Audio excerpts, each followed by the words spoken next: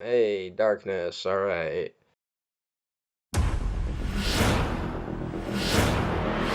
Computer, how do I put the Joker in Arkham Asylum?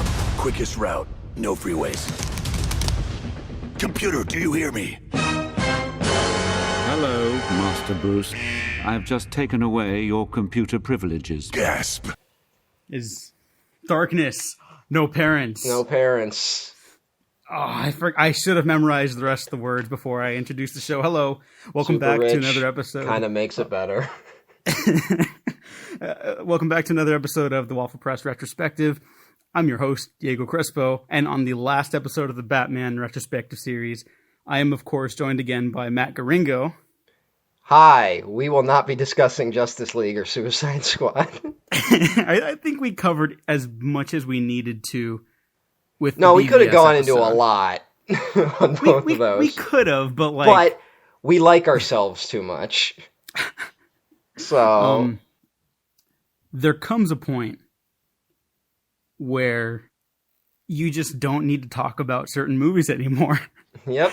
But something that hasn't been discussed often enough, in my opinion, is the Lego Batman movie. Yeah. Well, this was it was kind of big for like a minute, and then everyone stopped talking about it. Yeah, I don't know what happened. We're going to get into that, but just really quick, this is going to be a different kind of episode. We're going to be a little nostalgic, looking over all the Batman stuff we've talked about, which is kind of appropriate because the Lego Batman is a film about the legacy of Batman and all the different mediums and iterations. And so we're going to be talking about that. We're going to talk about our favorite Batman films. Like, if we had to pick one, Matt and I will choose one. And I think I have discovered an equation, an algorithm to determine what is objectively the best Batman movie. So those clickbait titles I've been adding on the top of every video and episode feed, I will have an answer to them finally. Hey. We will also be discussing how this movie delivers on the one thing I've been wanting from all these fucking movies. And they never got around to. And I don't understand why, but hey, at least the Lego animated film finally did it. I mean, we can just kind of jump into it because we talked about it multiple times already with like comedies. It's a little harder to kind of pin down like. You kind of just end up talking about all the funny moments of the movie. Yeah, and this one is like a mile a minute. Like, it is hysterical. Maybe the funniest movie I saw in 2017 when it came out. First of all, the Lego movie was like a real surprise. I think that pretty much everyone. First Lego movie. Which I saw out of like a sense of obligation because like I was a huge Lego kid. And so I was like, I'll see the Lego movie. And I also kept in the back of my mind that all the Lego video games have been very good and very funny. So I kind of thought, like, well, if they get a vibe like that, maybe it'll be an alright movie. And then it was like a genuinely really good movie.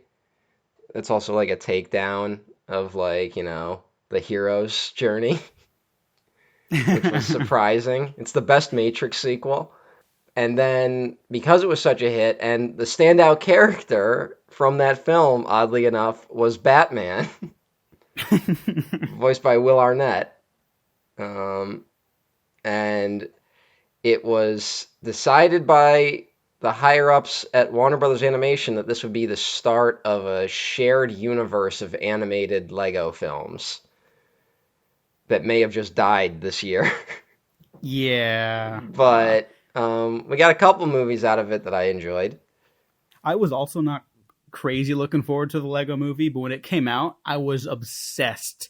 I didn't go like into full childhood mode and be like, I gotta buy the Legos again. Like, I think that's just fully past me.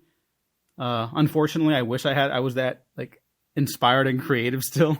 But the movie just like swept me off my feet. I'm still in love with that movie. I think the first Lego movie is a fantastic film, and I was ready to riot in the streets alongside Seth Rogen, which I'll put an image of here if you're watching on the YouTube video, because he was also upset. He was tweeting about it on Twitter, like, why wasn't the Lego movie nominated for Best Animated Feature?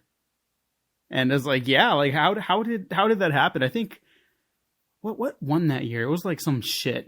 I don't remember. I feel like something won that Exactly. but I feel like something won that everyone was like, okay, that's fine. But it was just disappointing the Lego movie was left out. Yeah, I mean, it's not like it lost to like Zootopia or something. So Did it lose to Zootopia? no. Zootopia came a couple years later. But no, You're not a fan, not a fan of Zootopia? It's aged very poorly for me, but the structure of the film is very good. Like, I think it has this amazing kind of buddy comedy noir structure. It's one of those really movies, Zootopia, I just gotta say, it's one of those movies that, like, it comes so close to being something, but if you don't hit the mark, it doesn't matter how close you are. Yeah. So... Yeah, it's an important film for white kids to understand what privilege is. I appreciate parts of it, but it was just like they needed like serious drama films can't handle the subject matter that it was trying to tackle, and an animated film probably wasn't going to do it either. But hey, whatever. At least it had it had an interesting metaphor for the crack epidemic. Oh yeah, no, that's amazing. That was the thing about that movie. I was kind of like just blown away by the fact that it was even trying to go there. But walking out of it, I was like, you know. Moana's amazing, but anyways, oh, you just gotta drop a Moana thing in there, don't you? Oh, it came out the same year. Yeah, didn't Moana like not do super great? It did. It wasn't the runaway hit that they expected it to be. I think Frozen was like their peak, and they're like, oh, we got to do that again. They wanted another Frozen. Yeah, and I like it more than Frozen. It's better than Frozen. I don't know. It's weird talking about animated films now. It's so weird. It feels like trying to talk about any Disney animated film. It's like, oh yeah, we have to also talk about the elephant in the room that Disney's a giant monopoly that's slowly absorbing all of pop culture. Although Disney did not make this film. No, they did not. They made this was a Warner Brothers, probably the only studio that can rival Disney in the things that it owns. I mean, in creative output, I think they might actually surpass them as well. I'm not giving either studio credit. No offense. I'm not gonna be like, I support Warner Brothers. Oh, no. It's kind of like how people are like, oh, I stan A24. It's like, you stan a production company? Like, really? Yeah. What the fuck? Like, no. I'm not saying that. I'm still kind of shocked that, because like I saw Stan going around, I didn't really get it because I don't get any trends. And then when I put it together that it was a reference to the Eminem song, I was like, that's a bad thing. Why are we standing anyone? That's not good. You're going to be disappointed if you stand people. Sir, it's time for you to stop this unhealthy behavior. You can't spend the rest of your life alone, dressed in black, and staying up all night. Good night, Alfred. Sir, it's morning. You need to take responsibility for your life, and it starts by raising your son. I'm sorry. I literally have no idea what you're talking about. The young orphan you adopted at the gala. I thought I was being sarcastic. Hello, secret camera. I hope no one stands Batman after listening to this. Batman's a very problematic character. Which the Lego Batman movie addresses.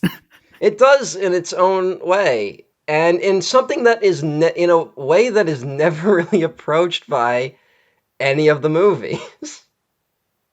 Which I would also say maybe contributes to part of the reasons why Batman v Superman doesn't work, because you might need that element to have like existed in like the rest of the Batman movies for its absence to be noticeable, you know? Yeah. Which to me is that's what I was saying. Yeah.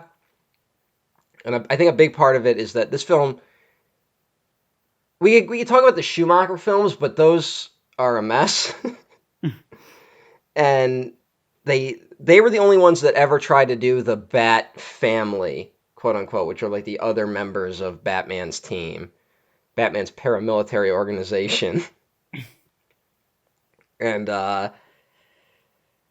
but they're stupid.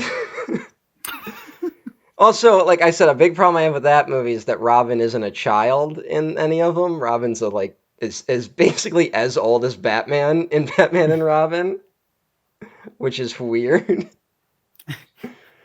But here we get I finally get Kid Robin, which is what I've been wanting out of these fucking movies, and it took the Lego.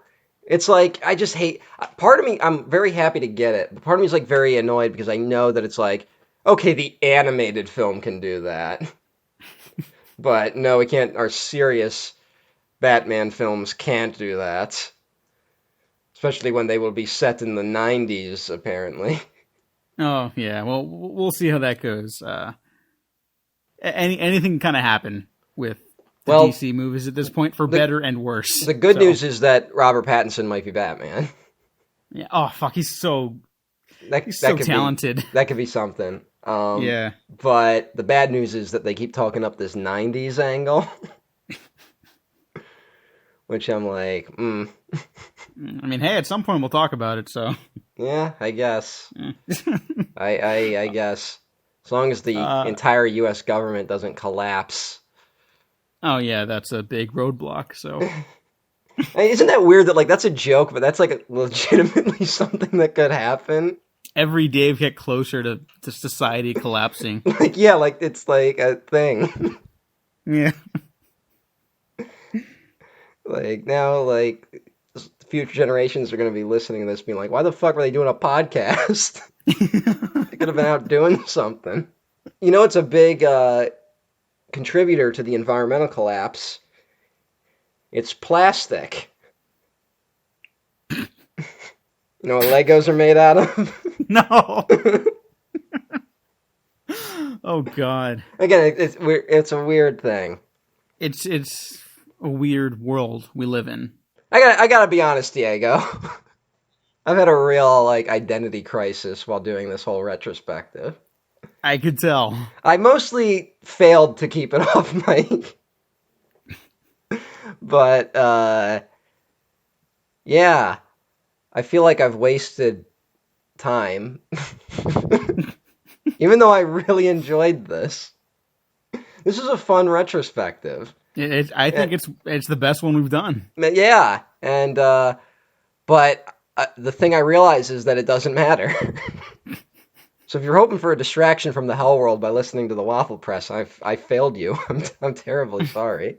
Well, you know what? I'm gonna not play devil's advocate because that's bullshit. I'm just gonna say that in these times of crisis, because we do live in a time of crisis, like a significant world-ending crisis. Possibly a crisis on infinite Earths.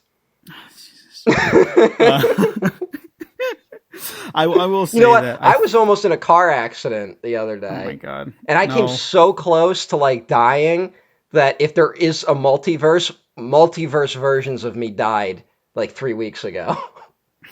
So there's parallel universes where I'm a dead man. Makes you think. I'll say that I think even in hard times like this, it's important to... The world needs laughter. To give your time to be happy and enjoy things and talk to friends and talk about things you care about that are not specifically about world-ending apocalypse and fascist governments. And if you want a better way to achieve those things than listening to a podcast, I've got 2 options for you. No. So this is the Lego Batman episode. Yeah, I'm cutting a bunch of this. Yeah. Keep cutting, motherfucker. You're cutting more than Victor Zsasz.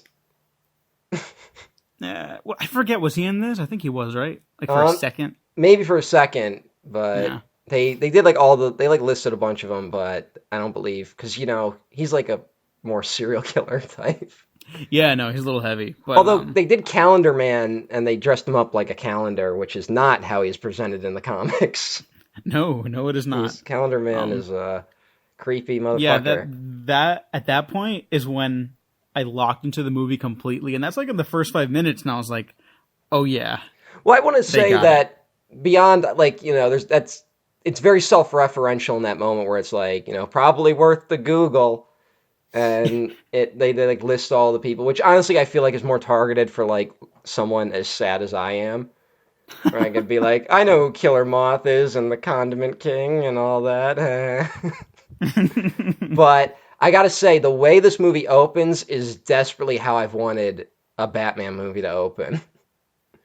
where it's just like his entire rogues gallery teamed up to do something. And that's great. That's perfect. But none of these movies are willing to do that because now Batman's like a really serious thing. I guess this allowed Batman to kind of get more to like he's a character meant for children. And this movie allowed a lot of those aspects to come out. It also brought the fucking color yellow back, which was desperately needed in Batman's color scheme. Yeah, I didn't bring it up. Well, it didn't even cross my mind when I was doing the Dark Knight Rises episode. But, I was sharing some screen caps after I uploaded the episode and shared it on Twitter and YouTube and everything. And there's a really,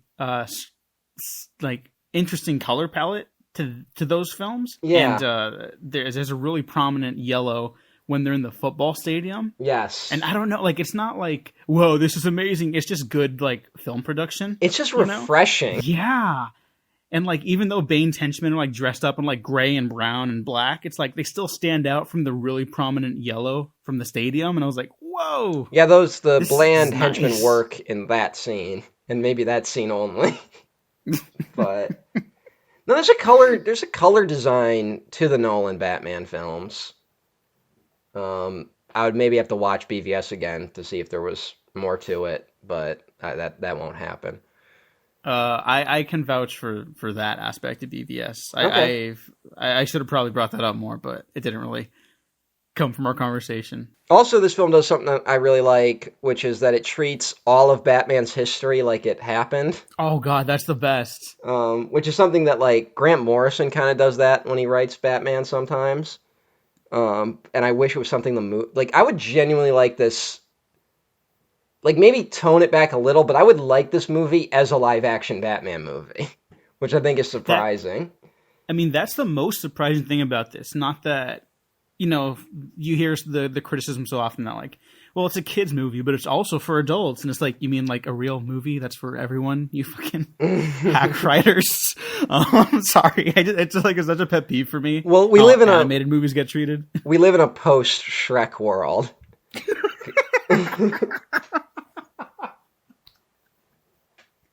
Yes. Shrek, yes, we do. Shrek is very responsible for that attitude. And I like Shrek, but yeah. Shrek.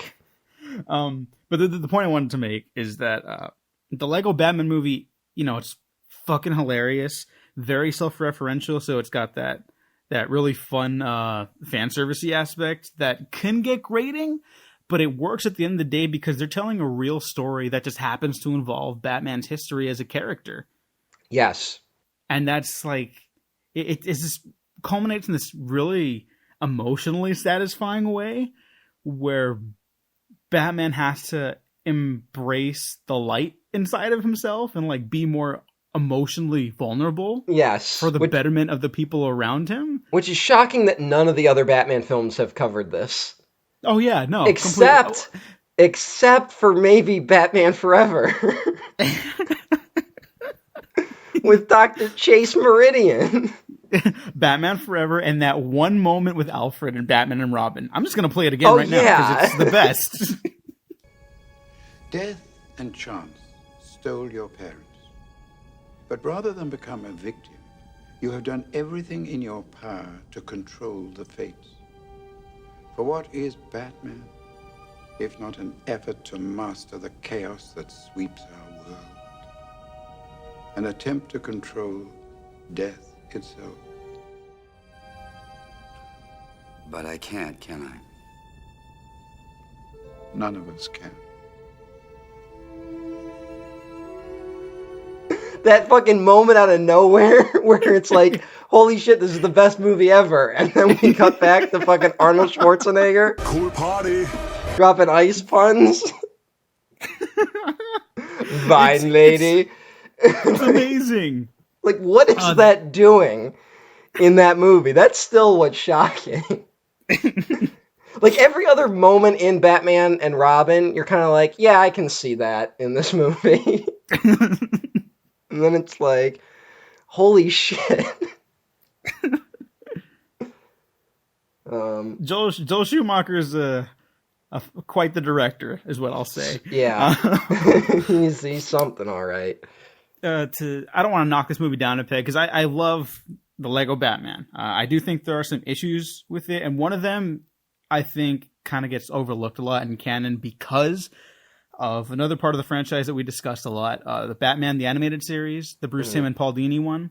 The relationship between Barbara Gordon and Bruce Wayne, I've never been a fan of, although this movie does shut him down a lot for the first half, at least from that. Yeah, but this at least approaches it from a different angle. The way they did it on the animated series was never super great. Yeah, I mean, it's like if you had a relationship with Dick Grayson, like it's just those are his kids. That's not. Yeah. Well, this one, like again, here, luckily, she's more of an outsider than Dick Grayson is. But again, I would much rather have, young girl, Batgirl, who's like, won't let her father know she's Batgirl. Yeah, they have a great platonic familial dynamic. There's no reason to make it all fucking Bruce Timm. How's that Joss Whedon Batgirl movie going? Oh, are you serious? No. Okay, I was like, that's like canon. I was waiting for you to say. Oh no, I wasn't looking forward to that, and I'm a Whedon fan, so let's make that clear. So what happened to it? I think they remembered his Wonder Woman script. That's a shame. No. I'm pretty sure it was just like one of the things that they got him to do Justice League for, and then they were like, "Yeah, we're done with each other." And then he was like, "Yeah, we're done with each other." Yeah, we don't need this smoke screen anymore. Yeah. Turns out trying to change the completely 180 the tone of our film after filming it doesn't really work.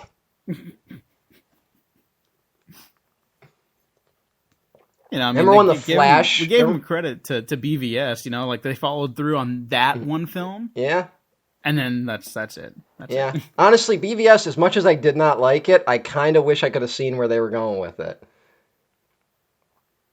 Kinda. Yeah, it was too crazy not to keep me interested. Yeah. I think. Remember when The Flash crashed into Wonder Woman's boobs?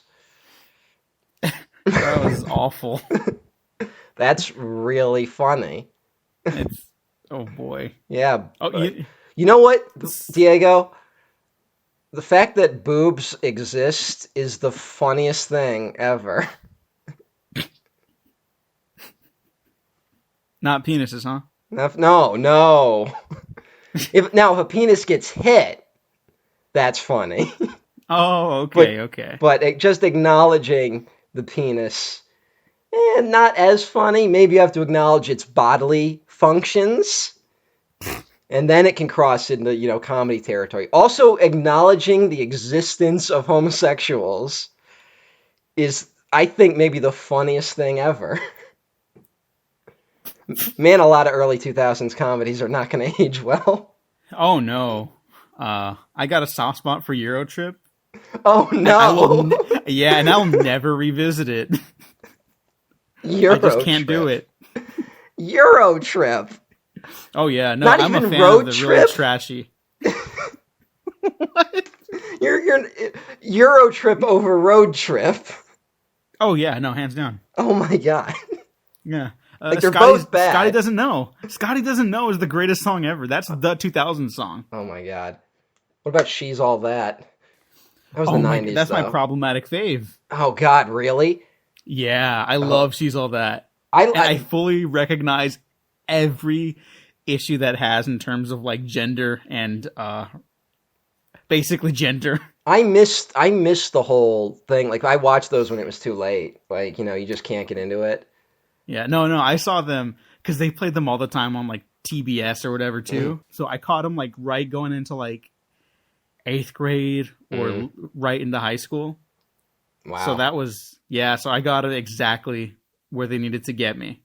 All I have in my back pocket is like Adam Sandler movies because I did grow up on those. You know what's funny?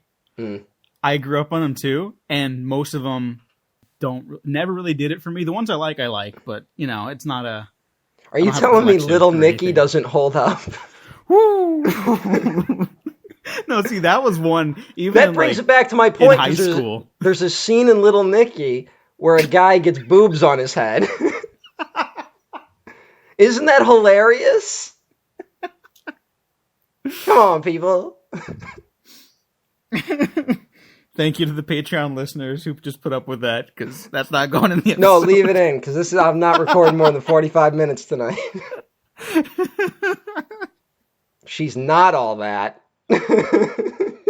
Hi, Batman! No way! Come catch your greatest enemy. Superman is my greatest enemy. Superman's not a bad guy! Then I'd say that I don't currently have a bad guy. I am fighting a few different people. I like to fight around. Zach Galifianakis is a very good Joker. Oh, he's great. Like, I almost could say he could maybe do a live action version of the Joker. Like a different take, of course, but I still think maybe he could do it. It kind of reminds me of Spider-Verse, where you get some of these incredible actors to do the voices of these characters, and it's like, wow, I wish they had made the leap to live action. Not all of them, maybe, but definitely a handful of them at least. A handful of them, but like that movie, we'll talk about that eventually. I can't imagine why, though. I'm very bad at hiding what retrospectives we're working on. Nah, it's okay. I think everyone who listens basically knows at this point. Yeah, well, I did announce it. that too. That tends to... Although, like...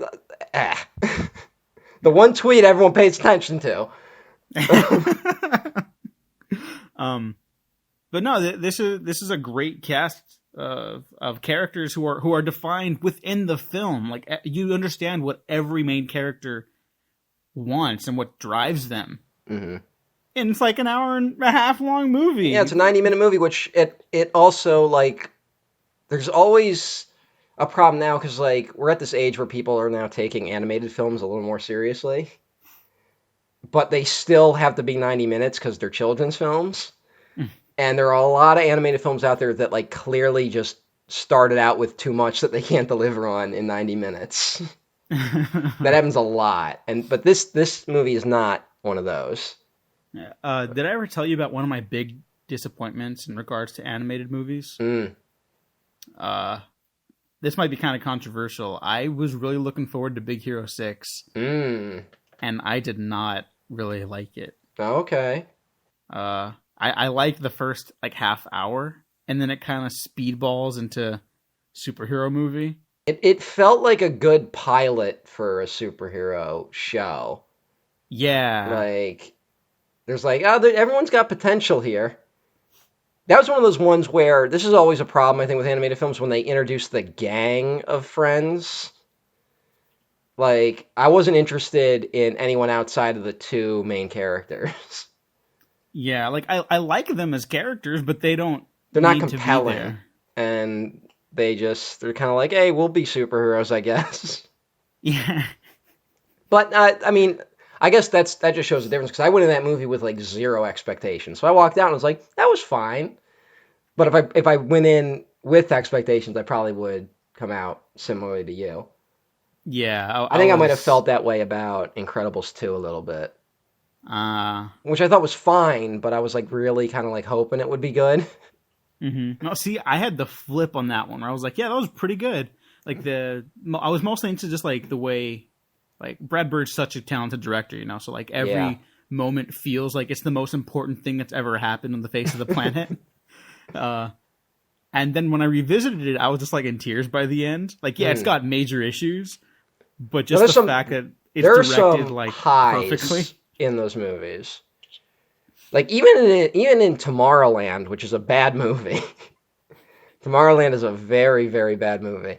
But there are like these flashes of brilliance in it. Which I still have not seen. No, you don't need to. You know what? I love Brad Bird too much not to. You might, if you want to keep liking him. I'll keep that in mind. You know what? I'm going to say this for our recording right now, too. Even though we're hopping around, about 50% of our off-topic shenanigans are still about animated films. Yeah, so, I'm trying to keep it in that ballpark. Yeah, thanks. I haven't talked about the Israeli-Palestinian conflict. God. I'm sure that won't divide people. A little more about animated films. This is what I'm hoping Netflix will start exploring more, because they kind of feel like the only ones that are going to shell out money for this thing, which is a whole other issue. And like with the production conversation we had earlier, I'm not saying to stand Netflix or anything either. But because they have the budget and basically unlimited time to run whatever movies and television shows they want, I'd really like for someone to be able to make like a 3-hour like animated epic, you know? Yeah, I would like Netflix to maybe be this group that finally brings back 2D animation, Oh, yes. because it is sorely missed. God damn, let those Avatar guys just do anything. They got a show on Netflix. They have a show on Netflix, and their next thing, you know they're bringing back The Last Airbender, right? Yeah, live action. Live action. Which, Why? I don't know. My thing was always with that is, like, I wouldn't mind a live action Airbender thing, but, like, make it a sequel to the series. Yes, You know? another story in that universe. Yeah. Like, there's so much potential for that. There's so much in that universe, because you just can't... I mean, this one makes a little more sense than the fucking movie. Because, you know, all right, a live-action TV show, they'll at least get the structure right, but I don't get it. But it feels like Netflix trying to do the Disney thing of live-action animated things, you know?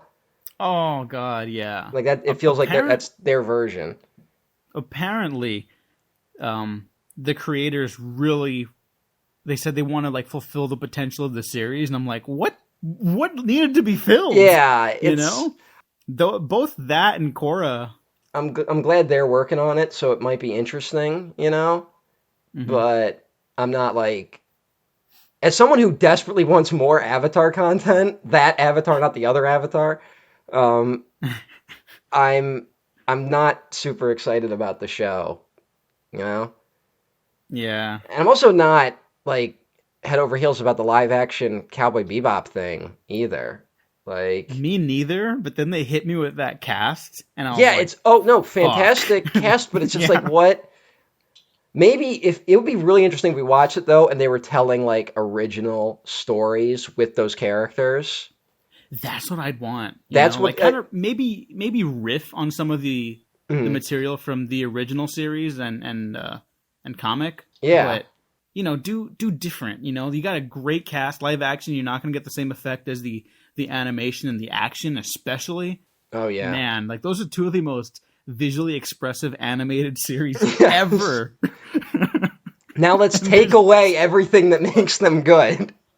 Yeah, I mean the beauty of something like those series, though, in particular, too, is also that they're really well written. Mm-hmm. Like, you have to fuck up like purposefully to misadapt. Well, they have what fucked it up. They fucked up one of those things at least.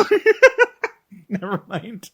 We're fucked. It's over. But that was because they tried to fit it into like a 90-minute movie. Why was that movie 90 minutes? Oh yeah, I have no idea. 3 hours? Maybe you could do something. Maybe.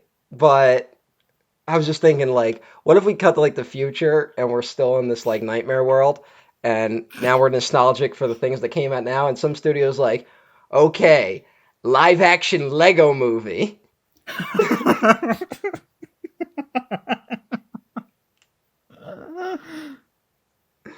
Oh no. But everyone still looks like Legos. Like, have you seen those photoshopped images of like flesh Lego people? Yes. It's my God. Like some horrible nightmare. It's like the Sonic the Hedgehog trailer, but like on bath salts. That's like creepypasta shit. Yeah. This trailer and the flesh Legos. Oh man. Can you believe they're actually going to delay that fucking movie now? That whole thing is cursed. It is. That whole production must be a nightmare. Honestly, like, here's the thing: delay it 2 years, fucking redo the whole goddamn movie. Because I can tell from that trailer, the problem's not just Sonic. Yeah. Honestly, you know what? I gotta talk about Sonic for a minute. Oh, fuck it. But like, how hard is it to get Sonic? Like, why is that so difficult? Well, just set him to Gangster's Paradise and everyone will love it. But like, he goes fast. He's got a bit of an attitude. He's goofy. He's like, now he's like a self-aware kind of character. Like, Like the guy running the Twitter seems to get Sonic more than anyone working on any official Sonic products. Oh god, it's so crazy. Like, I just don't get why it's when you see the directions that Sonic has gone in over the years.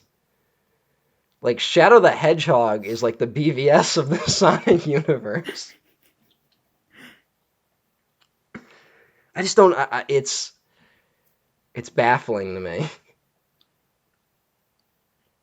I think animation is the most misunderstood like form of film and television. Yeah. Because it can get so easily misconstrued, misguided. Even the best of productions, this is not slander, this is just like a fact, that they end up basically, you know, the thing where they say a movie is made when you're writing it, when you're making it, and then again in post-production. Mm-hmm. Animated movies do that, but like times 30. Yes. And that's just the nature of animation. That's just the way it goes. You know, it's not nothing wrong with that. It's a different kind of medium. And when you kind of have all that room to play, I think that's why animation excites so many people, at least people who get it, you know? Mm-hmm. And when you adapt it to live action, something grounded, you don't get that free form. You don't get that like elasticity. You don't get that same creative flow. You try to fit it into a box of like, well, what's current? What's exciting? What do the kids like? You know, kind of kids like the tweeting and sell it. Put a Twitter joke in it. Have them call him basic. Was there a Twitter joke in the trailer? No, he called someone basic. Oh. I'm just imagining like some studio with like a big cigar being like, "What are the kids into?" All right, I gotta talk about something that like I've just kind of realized recently. Remember when Michael Eisner was the head of the Disney company? Like, I'm scared, but go ahead. This is back when we were like kids. Yeah. But Michael Eisner like tried to position himself as like the new Walt Disney.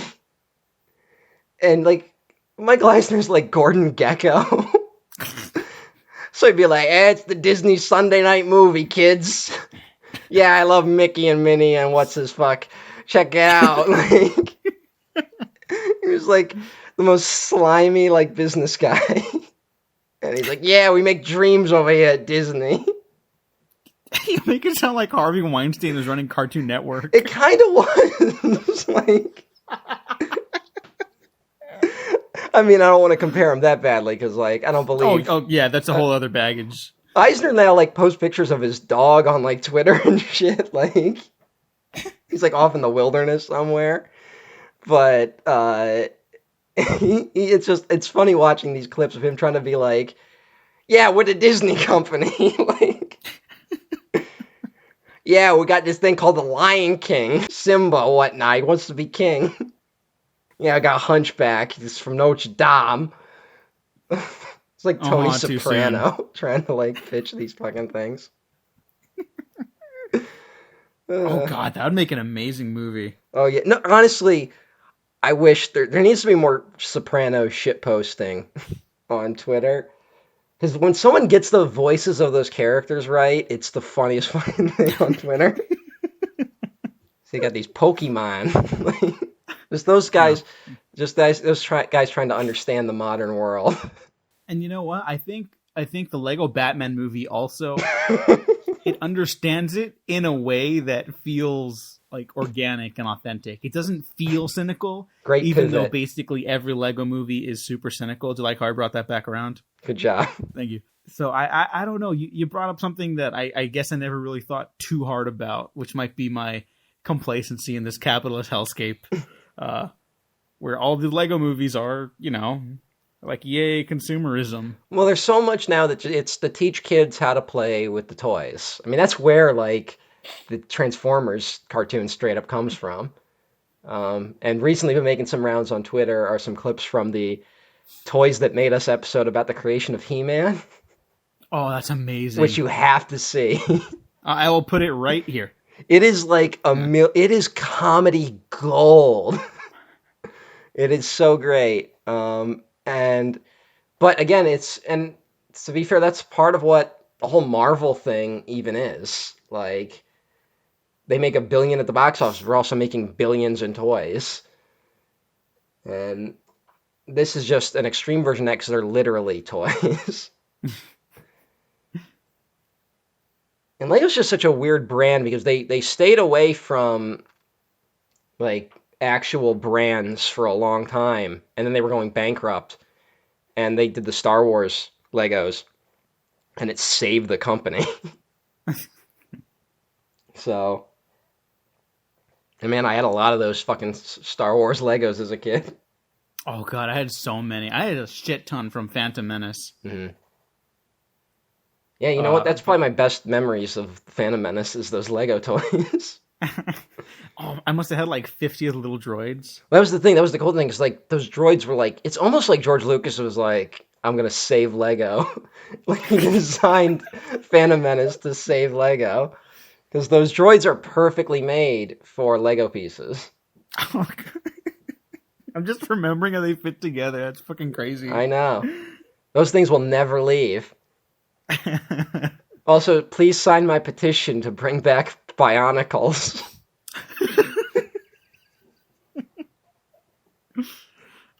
I think that's kind of the beauty of the original Lego movie.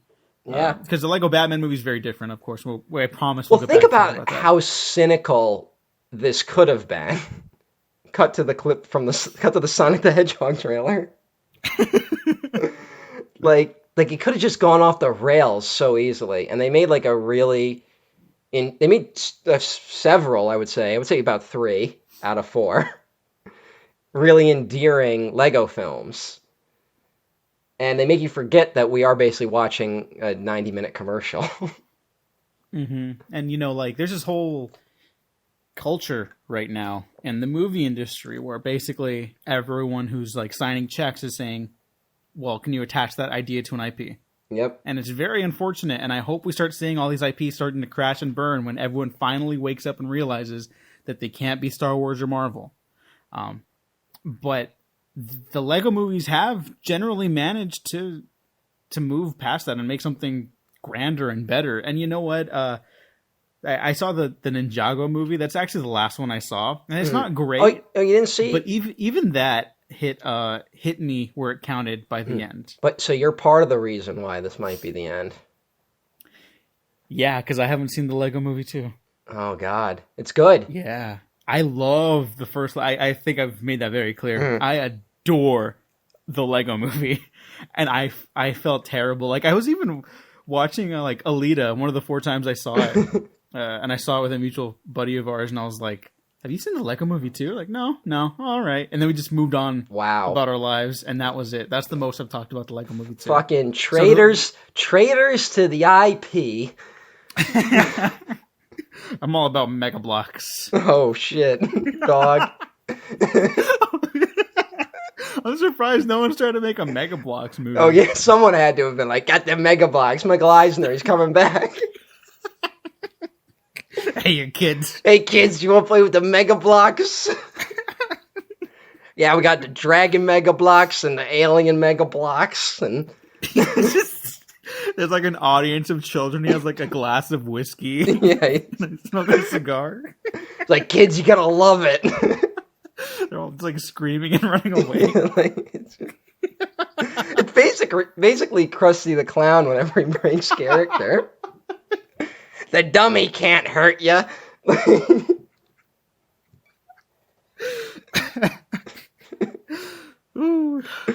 Oh, Michael Eisner. But no, we're getting off topic, but there's really no reason to be. Just the Lego Batman movie is a great movie. Yeah, check it out if you like this sort of thing. It's a very fun movie. And it's honestly, I'm glad we ended the retrospective on a positive film. And I just don't mean like quality film. I just mean like one that kind of makes you walk away going, yeah, things are all right. Actually, no, maybe things aren't all right, but they definitely aren't. But that maybe things are gonna be okay though, and that's a nice feeling to walk away from. Yeah, and not just that, we're ending on a film that's also a testament to the character of Batman. Every supporting character he's ever had, His relationship to the DC universe as a whole. Yeah. And his place in pop culture, really. Oh, yeah. You know what? For people that haven't seen this yet, we haven't talked about spoilers a lot. I'm not going to. But there's a great twist that I did not know about. Mm-hmm. And it made me laugh so hard. It's really good. Although some of the later half of the films did make me feel a little sad for all the walls that are now being erected around certain IPs. Oh, yeah. I mean, I wanted to, because Aladdin is now out, and no fucking way I'm gonna go see that. But I was kind of in the mood to watch the original Aladdin, and I found I can't rent it anywhere. Oh. Because Disney Plus is coming. God, that's terrible. Yeah, I mean, that's the future. And I just want to say, though, because one thing that annoys me about film Twitter is that, like, people keep pointing these things out like they're the only ones that notice it. Like, they're 5 steps away from calling general audiences sheeple. But, what's happening right now with Hollywood can't be helped by general moviegoers. Like, this is going to take, like, government intervention. That's just the truth of it. And so don't, like, feel a ton of shame about, dropping $5 to go see another Star Wars movie or some shit. Like, it doesn't, like, if you boycott, like, I'm boycotting Aladdin just because fuck it. But, like, I have no illusions that it really matters. Like, it's gonna take a bigger force than it'll take people. It'll take a genuine change in just the political landscape of this country. So, yeah, stop making people feel shitty for just liking things. I don't have to be that guy, because that's also now a controversial opinion. Because now everyone's like, oh, what, we can't criticize things? And it's like, no, but just don't be dicks to people. I mean, that's basically what our retrospectives have kind of become about. It's that we can yell at each other. What you want to like. We can Diego and I can be dicks to each other, but let's keep it here. Be respectful of one another. Like what you want to like. Criticize what you want to criticize. Understand that there's a middle ground to all of this. And if some little kid's like, I want to go see the new Aladdin, don't attack them. Don't be like you disrespect the death of Robin Williams. The average movie Joe and movie gals, they're not like they aren't aware of these like systemic issues, and they shouldn't have to be. There are other things going on in other people's lives, Mm-hmm. This is let people live. There you go. Let people live. Yeah. If you wanna yell at each other, that's cool too. Let's do it in a healthy manner. And stop not yell at each other all the time. Just stop inventing these straw men that you're fighting. Yeah. Like you're some crusader. If I want to pay for $5 to go see Aladdin, Matt's not going to stop me. I'm not. I'm going to judge him extremely. They fucking got me, man, with that whole new world. I'm furious at myself. No, I'm furious at myself. I'm furious at you. I have not slept soundly in weeks because I'm looking forward to seeing this eventually. Well, as we wrap up the last of this retrospective, I think we should take this time to decide for ourselves what is our ultimate favorite Batman film. Yes. So are we gonna do what we think is the best, or just what our favorites are? I'm going to say what I think is my favorite, and also what I think is fully, unconditionally the best Batman film. Okay. If you'd like to say what you think is the best, if it's not also your favorite, you can go ahead and do that too. Okay. Well, I think there's 3 for me that are like way ahead of the pack. And that is Batman 66, Batman Returns, and The Dark Knight. Those are the 3 in front. And I think just because of movie law, The Dark Knight might be the best film technically, but my favorite is Batman Returns. I think all said and done. That's the one. Yeah, that movie fucking rules. I want to rewatch it. It's now a Christmas movie. I'm going to watch it every Christmas. I don't give a shit. That'll go along nice with Iron Man 3, Lethal Weapon, The Long Kiss Goodnight. Yeah. And just going to throw in The Last Boy Scout for no reason. Yeah. It ends with the Satan Claus. Yeah, I guess. It's close enough. Close enough. Yeah. My favorite Batman movie is still Batman Begins. I think that's the most fun Christopher Nolan has ever had behind the camera. Yeah, that might be true, actually. It feels like a great summer blockbuster with and how could Christopher Nolan? I gotta say this. Sorry. How can Nolan make a movie about magicians and Nikola Tesla and it's not his most fun film? I don't know. I like The Prestige, but I don't consider it fun at all. Yeah, it's kind of like it's a miserable, kind of dour. Yeah. But Bowie is Tesla, man. Batman Begins is basically in the hands of another director. That could be the campiest movie ever made. But it's all played straight and not in a too dour way either.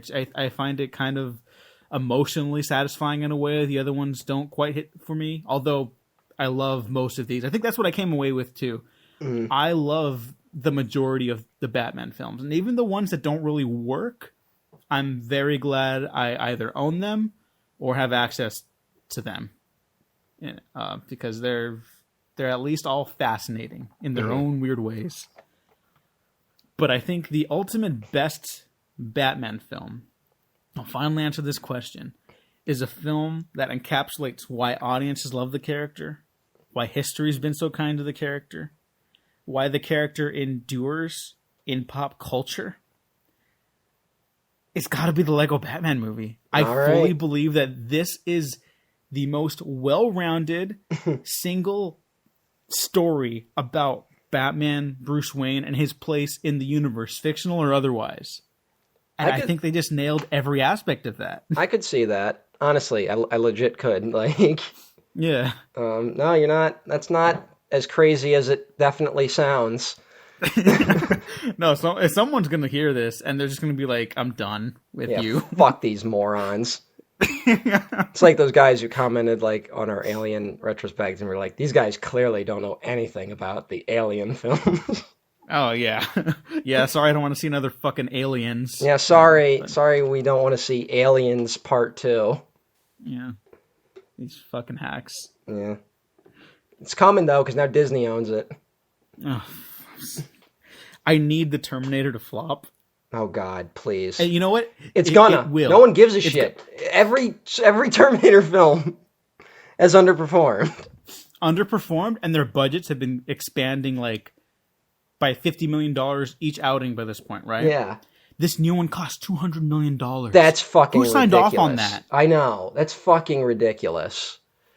But I guess Cameron won't work for less, and he's not, like, as just a producer, you know? Like, yeah. Because honestly, I think the Terminator right now would be perfect for, like a John Wick budget area, you know?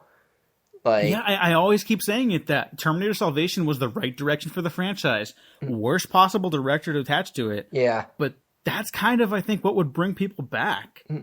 Or just maybe let it die forever. Or just, you know, I would like to see something in the style of the first Terminator. Like a Terminator coming back to terminate people. You know? I wouldn't mind. Oh, you know it'd be kind of fun? Like kind of a reverse, like Magnificent Seven, where instead of like, oh, you gotta like assemble the task force of heroes to fight for the little guy, it's like maybe a town's got to prepare for like a 7 Terminator assault in the past or something like that, with weapons they're not equipped to like fight against. Just something that's like you could do for $50 million. I've already got it. I've got the film. Fresh approach to the concept, you know? I've got the Terminator sequel that everyone wants. Okay. All right, go. I'm not giving it. I legit think it would work. That's good. That's a good answer. Buddy Sean Fallon from the Blue Bantha Milk Co. I had him on years ago to talk about the first Terminator, still my favorite of the films, and he pitched this amazing Terminator 3 that would have been like Terminator Salvation, but would have ended with the cycle beginning that starts off T1 and T2, and it's great. I'll link that episode down below. It's an oldie, but I'm still proud of that one, and it's a great pitch. I wish that was the case. This is also just for Patreon, so hey, because I'm this is not about the Lego Batman anymore. Nope. So we should wrap up. Yep. Well, this has been a very fun retrospective, Diego. This has been, even when it gets horribly, horribly off track. I do not regret a single one of these, and I'm very thankful for your input and your insight into the history. Yeah, this. I don't know. This felt more constructive than maybe some of our other retrospectives, where we're like, at some point we always get burned out, and that just didn't happen here. No, yeah. Maybe that's what happens when like literally every film is unique in some way. Even when they're from the same director. Yeah, and I don't think there's a franchise like that, except maybe Alien, you know? Yeah, and you hate half of those. I hate most of those. I like exactly 3 of those. But, yeah, at least that gave us something to talk about. Oh, yeah. That's why that's still my favorite franchise. And you know what? Batman's still not my favorite superhero or comic book character by any means. Oh, no, he's too much of a weirdo. Honestly, I've definitely walked away from this with I didn't have a high opinion of Batman to start this with, but I have an even lower opinion. But I have an admiration with also the caveat that I'm like, yeah, but let's not get a drink together anytime soon. Yeah. And the Lego Batman captures that he's the weirdo of the DC universe better than any of the films. That's the thing. He's a weirdo who maybe thinks he's the hot shit, and he's not. And I find that kind of endearing. Yes, he needs help. He needs significant help, serious help. Yeah, and I will not be there to provide it for him. But I'm glad I could walk away from these movies with this newfound respect and admiration. But an extra special thank you to Daniel Doherty for convincing me to give BVS another shot, because it really helped with this retrospective. And also thank you to Matt Curione for lending us his voice on multiple outros of these episodes. What? It's the Batcave! Oh my gosh, oh my gosh, oh my gosh, oh my gosh, oh my gosh, oh my gosh, oh my gosh, oh my gosh! Oh. Batman! Whoa! You're darn right, whoa. Wait, does Batman live in Bruce Wayne's basement? No, Bruce Wayne lives in Batman's attic. So Matt, I think that's it for the Batman retrospective. Anything else you want to say before you sign off?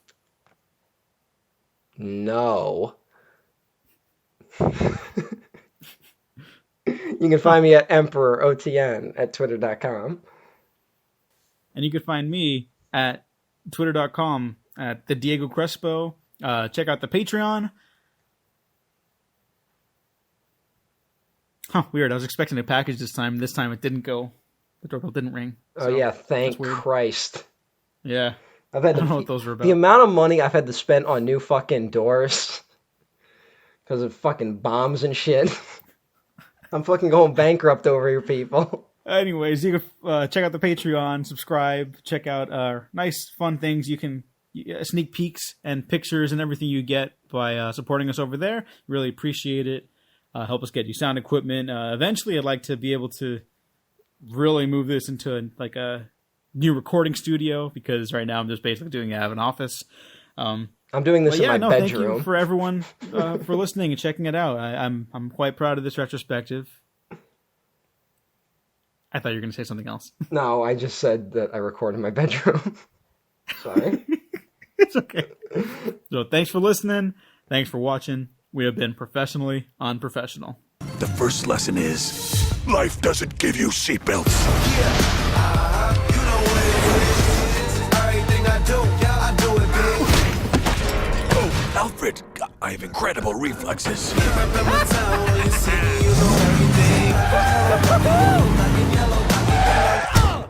Oh my goodness. I am so sorry. As soon as I get back to the Batcave, I will make sure that Alfred puts seatbelts on there. But for the time being, I'm just going to put my arm right here, and we're just going to gently ease out of here.